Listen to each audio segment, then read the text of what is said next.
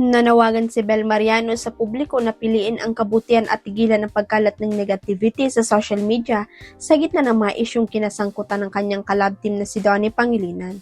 Sa kanyang Instagram story, binasag ni Bel ang kanyang katahimikan at hinikayat ang netizen na umiwas sa awayan online. Hi all, I call on everyone to let go of the negativity and hate that's been going around. Ani Bel. Dagdag pa niya, mas dapat umanong pagtuunan ng pansin ang mas mahalagang bagay, lalo na ngayong panahon ng Semana Santa. There are bigger, more important things that need our attention.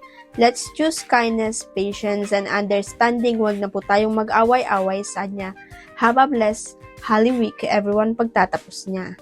Nauna rito, nananawagan din si Donnie Pangilinan sa kanyang social media account na itigil ang pambabash at paghahambing sa pagitan ng mga artista kabilang na si Shobi Etrata.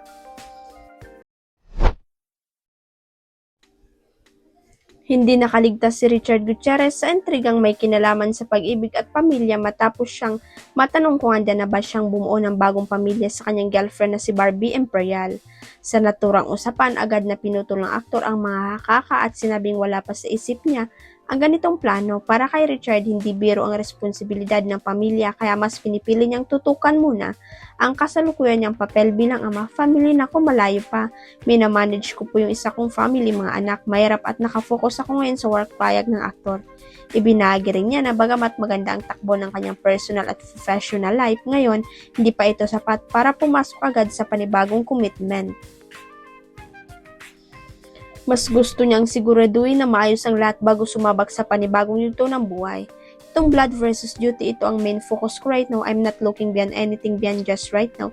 Inspired sa life, inspired sa work, good times ahead, especially now na nasa first slot kami ng prime time, sabi ni Richard. Sa kabila nito, hindi naman niya sinasara ang pinto sa posibilidad ng pagbuo ng pamilya sa inaharap. Huwag kalimutan ang subscribe button at i-ring ang notification bell para sa latest chika updates.